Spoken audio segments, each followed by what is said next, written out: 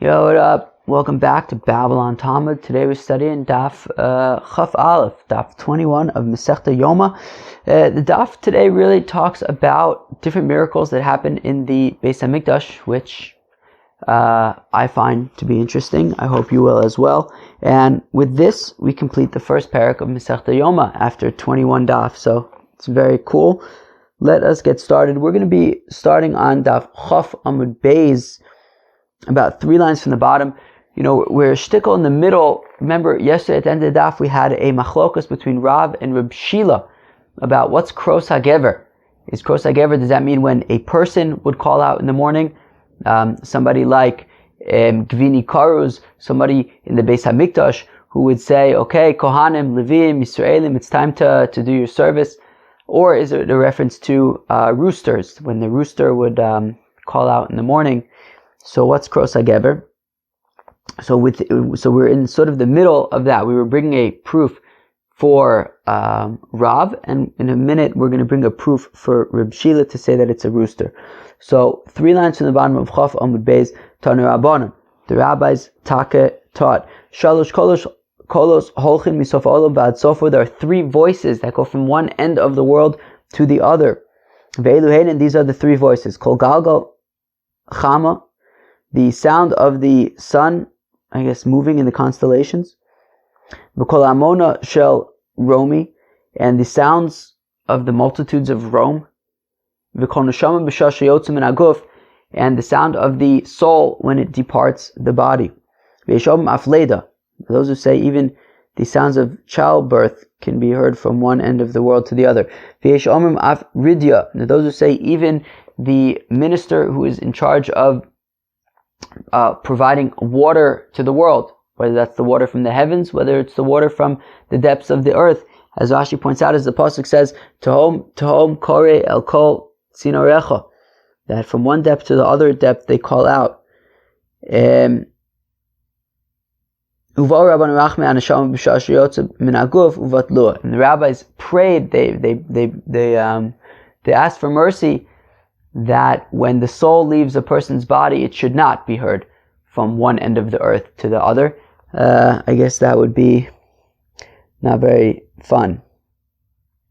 Uvadlo, so they were mavato that sound from one end of the world to the other. Tana kavasa to Reb Shila. Now we get to a brayso that supports Reb Shila. Reb Shila says that kros hagever means when the rooster cock-a-doodle-doos. Is there a better word for cock-a-doodle-doo?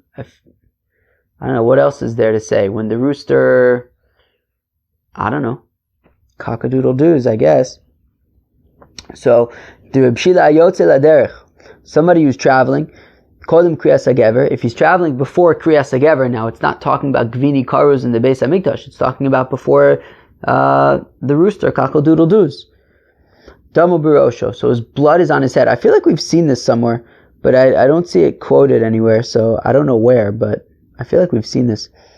Rabbi Yoshia, Omer says, Rabbi Yoshia, Yishana v'yeshom ad she'yishalish. Says Rabbi Yoshia, but he would have to do this at least twice, not just necessarily the first time. There are those who say even he would have to do this 3 times. Alright? Uveiz tanugol amru, so now fine. So, and if we're going to say that kros hagever is a reference to a rooster, so what kind of a rooster? A big rooster, a little rooster, what kind of rooster? B'tanugol beinuni, a middle-sized rooster. Alright, so sounds good. As Rashi says, doesn't cock-a-doodle-doo too early, doesn't cock-a-doodle-doo too late. Right in the middle. Okay, now we're starting to transition into the miracles of the Beis Hamikdash. Rav Yehuda Amarav, maybe you've heard this before. B'shashi Yisrael Odin L'regel, when the Yidden would come to Yerushalayim for the Shalosh Regalim, Omdin Tzvufin Umshtachvim Revachim, they would stand packed like sardines. But when it would come time to bow and to pray, everybody would have 4 amos of space around them. Plenty of room. And there were so many people that they were even filling up the 11 amos that is behind the base Kodesh HaKodashim, behind the Kodesh HaKodashim and the walls of the Azara. Maika Amar. So the Gemara says, what do you mean? Meaning, if there was a miracle that was happening, that there was so much room, even though there were so many people, then why would they have to cram into the space also behind the Kodesh HaKodashim, why not just fit everybody into the Ezras Yisrael, and if there's going to be a miracle, there'll be a miracle. So Achikam, this is what it's saying.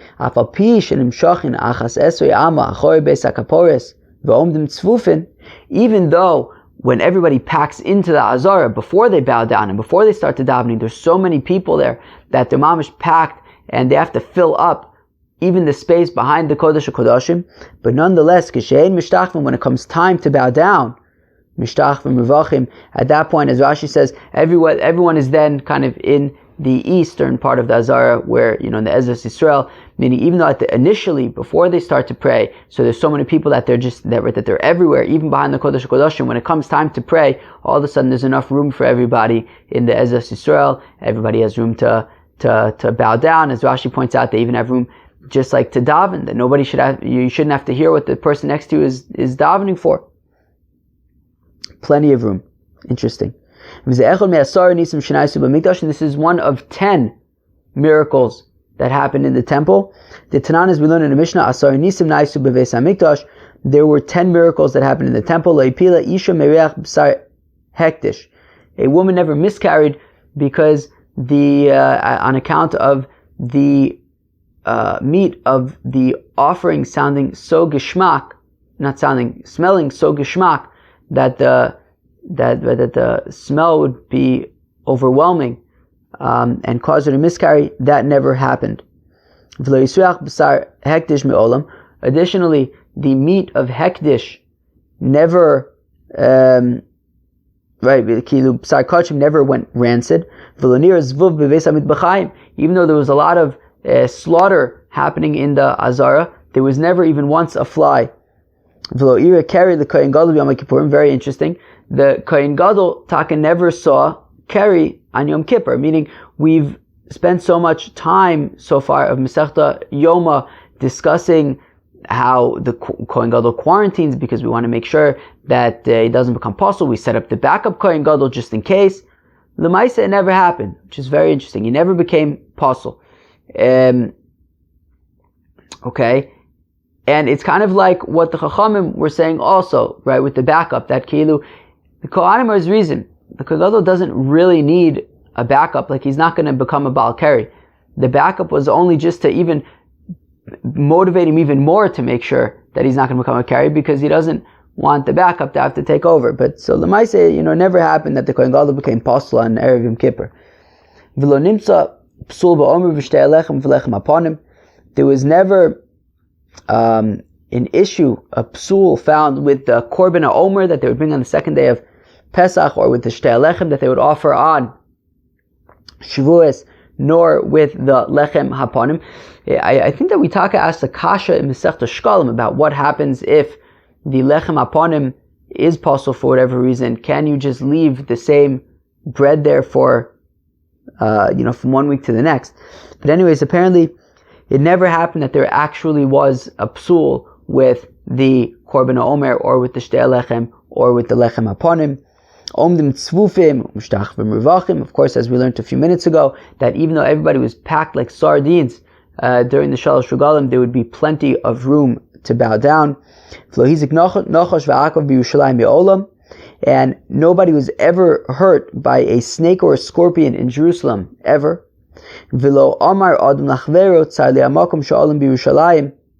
And finally, nobody ever said to somebody else, I don't know where I'm going to sleep in Yerushalayim. I don't know where I'm going to eat in Yerushalayim. Everything was always taken care of. Everybody always had everything that they needed in Yerushalayim. Wow.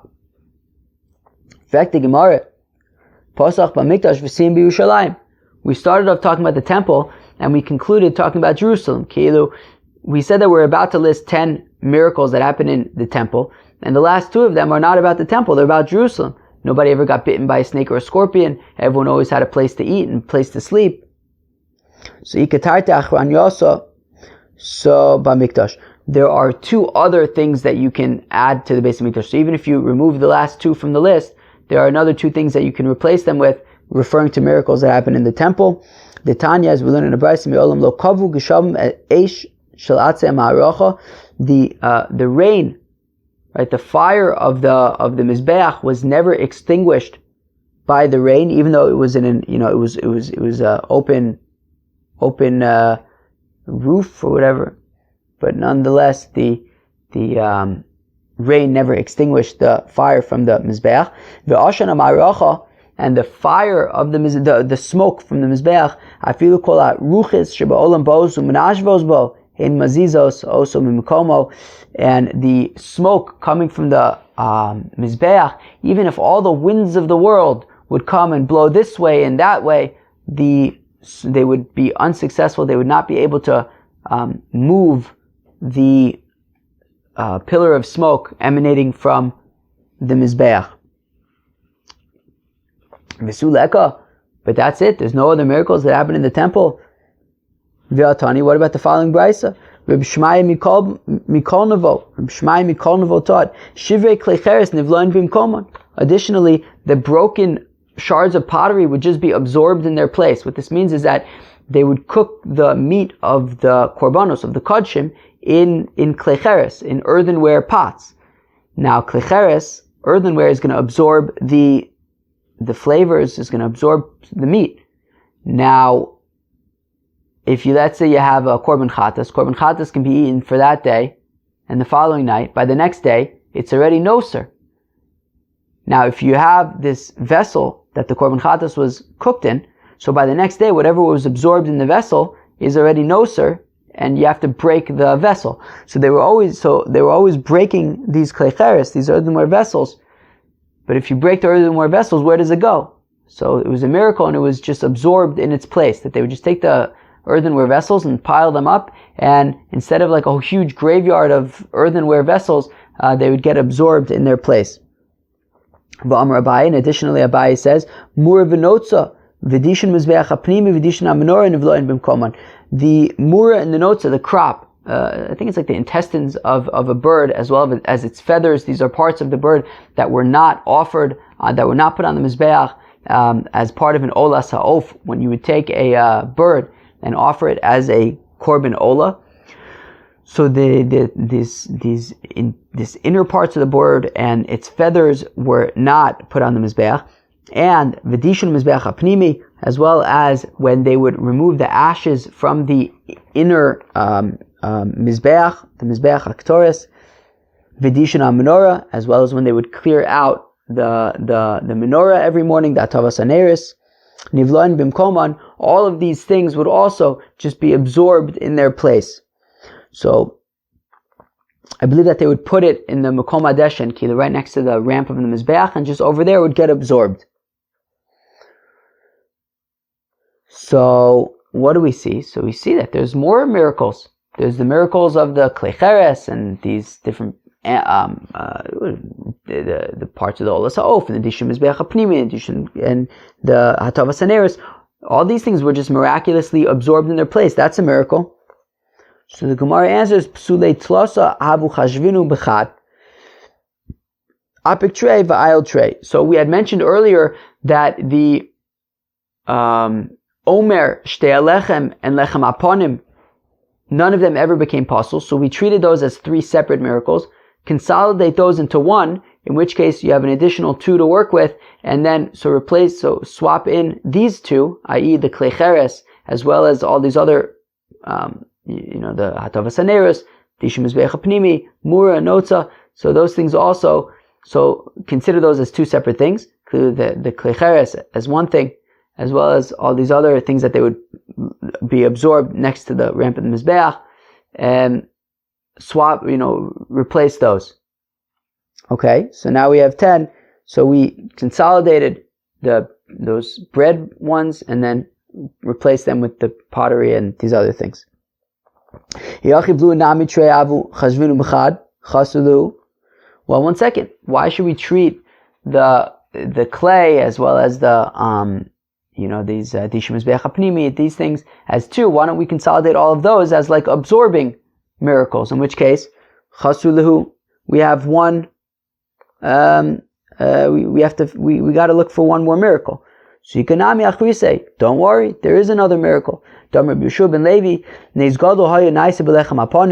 that says Rabbi Shimon Levi there was a big miracle that happened with the lechem aponim, siluko kasiduro, that they would remove it in the same manner that they would put it there in the first place while it was warm. Shneimar, as the pasuk says, losum lechem chom biyom milakcho, to place warm bread on the day that it is taken, meaning they would place warm lechem aponim bread on the shulchan on Shabbos, and the next Shabbos they would remove it and it would still be warm.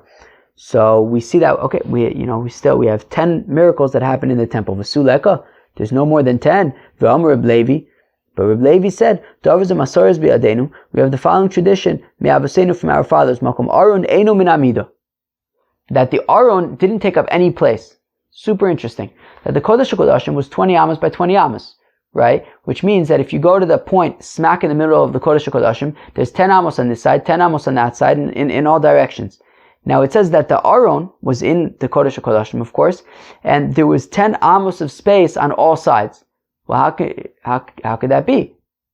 Kilu, assuming that the Aron is taking up some space, well then there's going to be less than 10 amos in all directions, because it's only a total of 20 amos by 20 amos. Rather, the crazy thing is that the Aron didn't actually take up any space miraculously. And even though the Kodesh HaKodashim was 20 amos by 20 amos, which means that if you have like a point smack in the middle of the Kodesh HaKodashim, so from there would be 10 amos in all directions. Then if you add the Aron, then that's going to be minimizing that space, but it didn't. The Amar Rav Noi, and says Rav Noi, Amar Shmuel, Kruvim b'nei sayu omdin.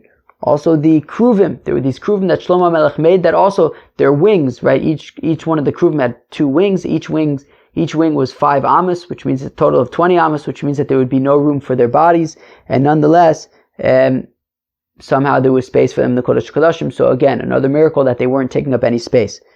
So we see that there are these additional miracles regarding, the Aron and the Kruvim not taking up any space in the Kodesh HaKodashim. So the Gemara answers, Nisei divroi kachashiv, Nisi digavoi lo kachashiv. So the Gemara answers, well, what we're listing is visible miracles, right? Things that people experienced, things that people saw. But something that's happening in the Kodesh HaKodashim that people aren't going to see, so we're not listing those. If that's the case, lechem aponim nami, nisi digavoi hu. But one second, the lechem aponim, the fact that it was warm a week later, I don't experience that, right? That's not something that everybody experiences. Only Kohanim in the Azara on Shabbos experience it. So how come we're listing those? Those aren't exactly public. It's not like, for example, saying that I don't know, the meat of kachim never went bad. Everybody can experience that. I don't know, you bring a korban and it never goes bad. But the lechem aponim isn't necessarily something that everybody's going to experience. So lechem aponim nise divrayu. So the Gemara answers, actually, the lechem aponim you can consider to be an external, sort of publicly facing miracle. How come? The Amar Rish Lakish says, "My dichsiv ala shulchan atar." What does it mean that you would place the bread on the whole, pure shulchan, on the pure table? Tar michlal shu tameh. What does it mean, the pure table? Implying that it's possible for the shulchan to become tameh. But one second, the shulchan is a vessel made out of wood. It was covered in gold, but it was made out of wood, and it stays in one place.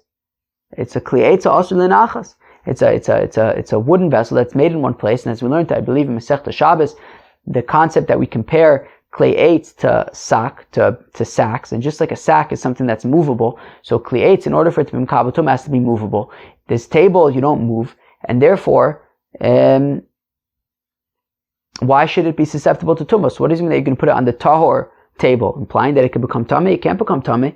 It's a klietza asul lenachas. It's a wooden vessel that you keep in its place. You put it there and you leave it there. It's furniture. Any wooden vessel that you just put in one place, it doesn't receive tumah. It's not susceptible to receiving tumah, and it can make a chatzitza between tumas. I assume what it means is that if you have like a dead body, so the tumah of the dead body goes up to the heavens. But I guess if you have a wooden furniture there, so it'll make a chatzitza. Okay. Elam lamed shemagbiin also le'ole regalim. So rather, says Rish Lakish, what does it mean? What it means is that when all of the Yidden will come to Jerusalem for the festivals, they would move the shulchan, and they would pick up the shulchan, and they would show it to all the people, the holiday pilgrims, v'omrim loim, and they would say to them, Ru'u chibaschem l'fnei hamakom, come and see how beloved you are to God, shesiluko kesiduro, that look, check out these breads, it's 1 week later, and they are still warm. Some of this was happening during the week, but okay. Shenemar, as the pasuk says, "Lasum lechem chom biyom milakcho," as the pasuk says, to place warm bread on the day that it is taken. So we see that the shulchan actually was moved at the time of the Shalosh Regalim. So therefore, that's why we can consider it to be susceptible to tumah. Fine. So and therefore also we see that it was displayed publicly, so it wasn't necessarily an internal miracle. It was something that was experienced publicly. V'suleka, fact the Gemara. That's it. There's no more miracles. V'amar Voshaya, said of Voshaya, B'shashabana Shloma Beis Hamikdash. At the time that Shlomo Melech built the first temple, Bo Kol Mine Megadim Shel Zahav. He planted all sorts of trees of very scrumptious delectables, like grapes and things like that, out of gold. So there would be like a golden grapevine. And they would always produce their fruit at the proper time. And when the wind would blow on these golden fruits, Noshrin, the fruits would fall and there would be food to eat. Shenemar, as the pasuk says, Yirash kalavon pirio, that its fruits will make noise like the Lebanon, as in Hahara Tov Azev Alavanon, right? A reference to the Beis Hamikdash. Uchshenichnesu nachum leheichal, and when the Gentiles came into the heichal, Yavesh, these fruits dried out. Shenemar, as the pasuk says, Uferach Levanon umlo, and the flower of the Lebanon of the Beis Hamikdash was very distraught. But in the future, God is going to bring back these golden fruits. Shenemar, as the pasuk says, Parach tifrach v'sagel, that you will flower and you will rejoice. Avgilas v'ronen, and you will be very happy. Kvod alavanon nitan la, that the honor of the Lebanon is given back to it. Zeo. So there was this miracle of the golden fruits, that there were the golden fruit vines, and they would always make their fruit properly, and that whole thing. So what about that? So the Gemara says, Nisei tekviye lo kachashiv. So the Gemara says, we're not mentioning these miracles that were there every time, all the time, right? This grapevine was always there, right? And we're mentioning things that, for example, that the wind would never blow away the smoke. That's only when there was wind. That wasn't like a constant thing, or that, I don't know, a woman wouldn't miscarry or something. I guess that wasn't necessarily something that was like constant. That's something, it happens from time to time. But things that were like always in the Beis Hamikdash, like this fruit vine, so we're not listening there. So hashta the asis la'achi. So once now you've said that we're not mentioning miracles that were there kavua all the time. Well, arun v'kruvim nami nise de kviyei ninu. So when you mentioned earlier that the aron and the kruvim, they didn't take up any space, and therefore, that why don't we list that miracle? So we said, well, because it was an internal miracle. So you can actually answer that also by saying that was a nise de kviya. That was something that was there all the time. They never took up any space, and that's why. And we're not listing those either. Zok the Gemara Amar Mai. We said earlier, we said that one of the miracles was that the smoke of the fire of the altar of the Mizbeach never swayed in the wind. But was there bichlal smoke on the altar? We learn in the Brisa, there are 5 things that were said about the fire of the Mizbeach. Rivutza ka'ari, it was crouched like a lion. Uvara kachama, it was as clear as the sun. V'yesh ba mamish, and it had like physical substance to it. V'ochel eslachin kivation, and it would be able to consume moist as well as dry. Ve'ena maila oshon, and it wouldn't have any smoke. So we see that the fire of the Mizbeach didn't have any smoke. So what do you mean that the smoke from the fire of the Mizbeach never moved anywhere? So kikaminon, kilo didn't blow in the wind. Kikaminon be dehedyet. Well, when we say that the smoke of the Mizbeach didn't blow in any direction, it's talking about the regular fire. What does that mean? The Tanya is within the Brisa of V'nosnu b'nei Aharon HaKohanim eish al Mizbeach. That it says that the children of Aharon would put fire on the Mizbeach. Afal pisha eish yoredis min hashamayim mitzvah lahavi min hahedyet. Even though there was a fire, there was the eish tamid, there was the fire on the Mizbeach that would come down from the heavens, but nonetheless, we would also put our own just regular fire on the Mizbeach as well, so that it would be as if, sort of we were kind of, it was just a regular fire, but the fact of the matter is that there was a fire coming down from heaven. So that fire that we produced, sort of as the side show, so that produced smoke, and the wind would not blow that smoke anywhere. Rivutza ka'ari, we just said that one of the characteristics of the fire of the Mizbeach is that it crouched like a lion. But we learn in the Brisa, Amr Chaninas kana kohanim, ani re'isiya v'ravutza kikelev. Says Reb Chaninas kana kohanim that I saw this fire on the Mizbeach and it was crouched like a dog, not like a lion. Lo kasha kam b'mikdash rishon kam b'mikdash sheni. So the answer is, it depends which temple. The first temple, so the fire was crouched like a lion. In the second temple, it was crouched like a dog. But one second, was there bichlal any of this special fire from God in the second temple? What does the pasuk say? No. Well, the pasuk is read that I will be appeased by it, that it's a reference to the second temple, that God says I will be appeased by the second temple and I will be honored. But the thing is, it says ve'ekavid, right? It's written without the letter hey. V'karin ve'ekavda, but we read it ve'ekavda as if there was a hey at the end. So ma'ishna de mechusar hey. How come it's written without the letter hey? Because it's a reference to Elu Chamisha Dvarim Shayu Bein Mikdash Rishon LeMikdash Sheni. It's a reference to the 5 differences between the first temple and the second temple. Ve'elu Hein, here are the 5 differences. Aron v'chaparos v'cheruvim, that in the second temple, this is all one of the 5, that in the second temple there was no Aron, and the lid of the Aron, and the keruvim that were on the lid of the Aron, none of that was there in the second temple. Eish, there was no special fire in the second temple. Ushchina, there was no divine presence in the second temple.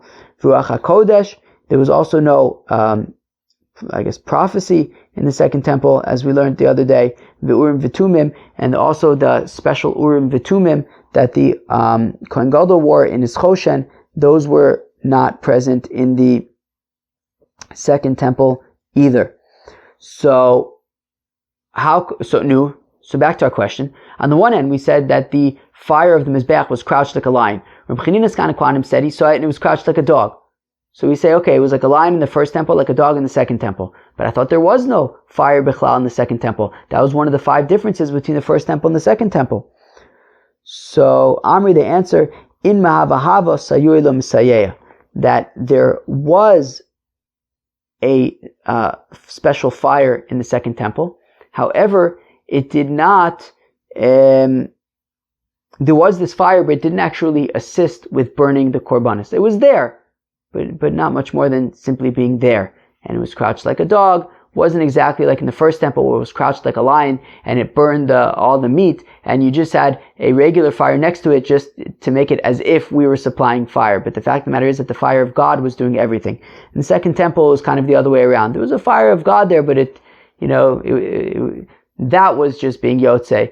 The fact of the matter is that all the heavy work was being done by the fire that we supplied. Tanu Rabbanan, the rabbis taught, Sheish Eisho, saying there are 6 types of fires. Yesh ocheles ve'ena shosa, there's a fire that consumes but does not drink. Ve'eshosa ve'ena ocheles, there's a fire that drinks but does not consume, that does not eat. Ve'esh ocheles ve'shosa, to those that eat and drink. Ve'esh ocheles lachin ki'evation, there's a fire that eats moist, that consumes moist as well as dry fuel. Ve'esh eish doche eish, there's fire that pushes off other fire. Ve'esh eish ocheles eish, and there's fire that consumes other fire. We're now going to explain what these, what exactly are these 6 fires. Eish, so yesh eish ocheles ve'ena shosa. So the first one that we mentioned was a fire that eats but does not drink. Hadidon. So that's like a regular fire. It consumes fuel, it doesn't drink anything. Shosa ve'ena ocheles, what's a fire that drinks but does not consume? Decholin. That is the fire of a sick person. A person has a fever, so he's kind of dehydrated and dried out. So the fever, the fire is like consuming his fluid. However, it doesn't consume him. He's not burnt up by the fire, just like he's dehydrated. Ocheles vishosa, what is a fire that eats and drinks? Deliau. It's like Eliyahu when he was on Har Carmel and his fire consumed his korban. Tichsiv, as the pasuk says, "V'samayim asher b'se'ala lichecha, bata'ala lichecha," that the water that was on the pyre it burnt. So not just the animal, not just the korban, but also the water. Ocheles lachin kivation, a fire that consumes moist as well as dry. Timaracha, that is the fire of the mizbeach. Yesh eish doche eish, there's fire that pushes off other fire. De Gavriel, that is what we learned about on Daf Kuf Yud Ches of Masechta Psachim and Arvei Psachim. The amazing story, as we said, right? I think it was in the pasuk of Ki Gavra Aleinu Chazdo Ve'emes Hashem La'olam, that Gavriel went down, and Gavriel was the Sar HaEsh, the minister of fire, and he went down to Hanani, Mishael, and Azariah to save them from fire, and he went and pushed away the fire and burnt all the other people. So that was an example of fire, i.e. Gavriel, the minister of fire, pushing off the fire that was meant to consume Hanani, Mishael, and Azariah. V'yesh eish ocheles eish, and there's a fire that consumes fire, Deshchina, that is a reference to the divine presence. The Amamar, as we said, Hoshid Etzbo B'neim V'Sarfan, that God put his finger among them and burnt them. That was a reference to the angels who were complaining by the Sheshis and Mebreshis when they said, Ma enosh kisis kirenu, why should man be remembered? And God simply burned them, so that was fire, consuming fire.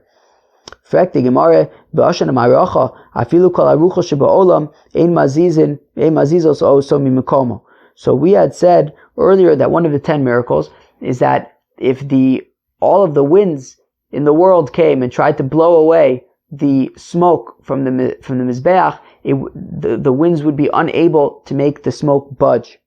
But didn't Rabbi Yitzchak bar Avdimi say that Davke b'motzai Yom Tov Achron Shel Chag, that Davke on the last day, the night following the last day of the Yom Tov of Sukkot, everyone's eyes would be fixed on the smoke coming from the Mizbeach. If there was a southern wind blowing and it was blowing the smoke to the north, the poor people were happy and the wealthy people were sad, because because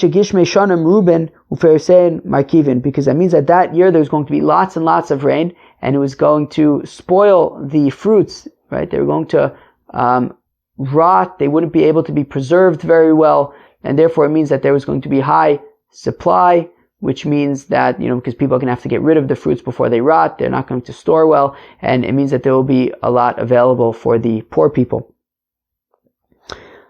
Klape Darim, however, if there's a northern wind blowing towards the south, then the poor people are sad and the wealthy people and the homeowners are happy, because there isn't going to be too much rain that year, and the fruits are going to preserve well. So the homeowners are very happy because they're going to have plenty of food. The poor people are sad because they're going to have less available to them.